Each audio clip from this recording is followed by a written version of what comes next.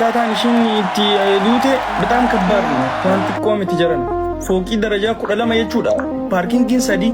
ishiin ka irraa kuufte 9 wali qaban 12 jechuudha darbii 15ffaa hay haadha dhiiraa kan hunda akkasitti duuti hanke du'a saree ta'e ay kaarroo kabajamtuu fi jaalatamtuu mukubaaftuu keenya tiktaakii kana irratti namoota jiran jedhan keessa tokko bar moodelistii bareedduu amala qabeettii akkasitti nama kabaju akkasiin gizeetti nama naasootti nama wajjiniin qoostu har'a fooloo godheen guyyaa sadii utuun bolinnaa deebifte foloorsii 100 ol qabdi beekamtuudha tiktaak kana irratti gizees hin faarfatti gizees hin sirbiti warra salaaleeti warri salaalee egaa gizees hin mirkanaa gizees waaqa isaa hin dagatu boolla kan kee dhaadhii nagootu ayyakoo haadhaa fi obboleettii fira kan keetiif sabrii rabba kennu siin jedha biyya Dubaay keessatti lubbuu ofii galaafatte nama galaafatee lubbuu ofii galaafatteen ammallee ganaadha biyyi Dubaay akka Itoophiyaati miti kaameeraa jira haqi intala kanaa inshaallah ni ba'a akka du'a qananiitiif akka du'a booniitti lafarra rakkifameen ba'u biyyi kun kaameeraa jira inshaallah wallahi dhiigi kaarroo lafatti nafu amma karaa keessaatiin information hedduun na dhufaa jira information sana dubbachuudhaaf waa xiqqoo booda ni sireeffadhaa jira amma hidhee amman dubbadhu waa hedduu gabbaasu teenya waa'ee du'a kaarruutiin hay duuti kaarruutii fi duuti boonii wal dhufa tokkuma duuti qananii duuti ijoollee kana sadii tokko biyya keessaa fi biyya alaa ta'uudha malee inni biyya keessatti qadaadamee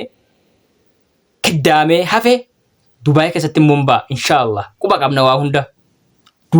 duubaan jirra malee abaddan hin haftu ammaa kun akkasitti maatiin isiitii fi firootansii ifi dinqisiifattoonni isii bo'anii aaree baafataniidhaaf ammaaf. Anoo fi najjeesaa sanaan jechaa turtanii qoosaadhaan se'edaati dhugaa gootee edaa saruu kiyya. Ana amanuu yoo natti ulfaate iyyuu du'uun kee dhugaadha mitiire. Hiriyaa gadi galoo akkasii hiriyaa siin fayyan hiriyaa gaafatti duute qofa sii boontu akkasii kan ofirraa buloogaa hiriyaa gaafatti duute qofa sii boostu akkasii kan ofirraa buloogaa hiriyaan kan kee intalti shamara takka ofiin ajjeesaafan jettee yeroo isin sitti himtu akkamitti ilaaltaati biratti hin galtu of biratti hin fuutu yookaan in hedduu namatti hin himtu yoo isin kiristaana taate wangeelatti hin kennitu yoo isin musliima taate quraanatti hin kennitu namoota ofiin ajjeese jedhaniif yoo amantiin isaanii kiristaana ta'e wangeela dawwaadha yoo amantiin isaanii musliima ta'e quraanatu dawwaadha waa hedduu achi keessatti bartee gallan laalta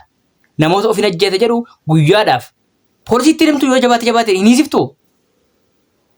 gaafa isiin ofiin ajjeese jedhu itti teesseeti laaftuu laaltee har'a isiin of ajjeefnaan gabbaatee iyyita jechuudha. Hiriyaa akkasiiti gantuun hiriyaas hin fayyan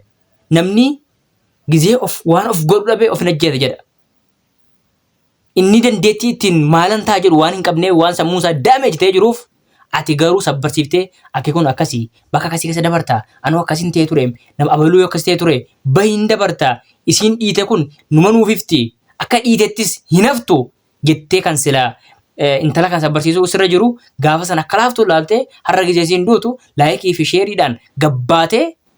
iyyitaa jechuudha har'a firasiiteeti dheengadda immoo gaafa isiin ofiin ajjeesite sitti sana akka waan sareetti laalteeti dhiifte jechuudha.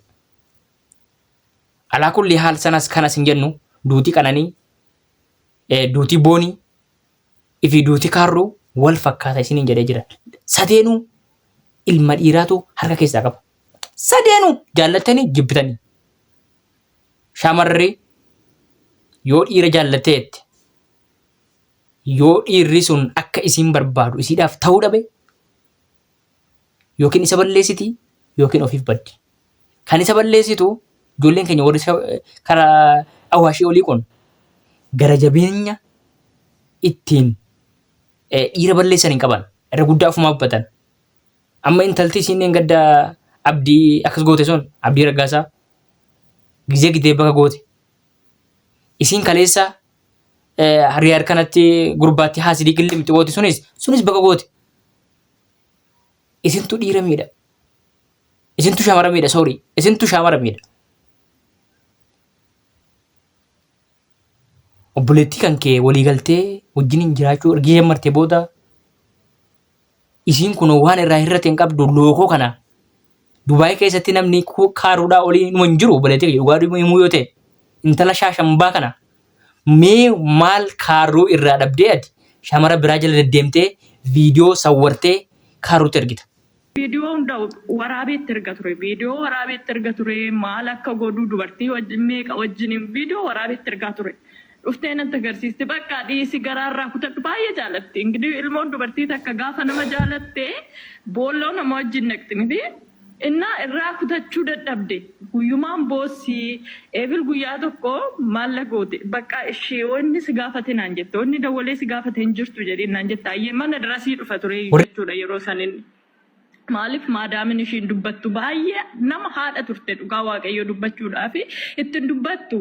achiitiin na dhoskettee ayyee torban tokkicha dhokattee innillee narratti dawwalee riyoonni isheellee dawwalanii na gaafatan hin beeku ani bakka isheen jirtu ani ofii kiyyaafuu giraa na gabbee jiran beeku maaliif haa irraaffattuuf ture achi guyyaa tokko na dhokattee deemtee dawwalee fi na dhokattee deemtee rukkutamtee dhufte guyyaa san rukkutee jechuudha adda ishii kana rukkutee addi ishii nyaarri gubbaan kun akkanatti sanatti xaqamtee dhufte.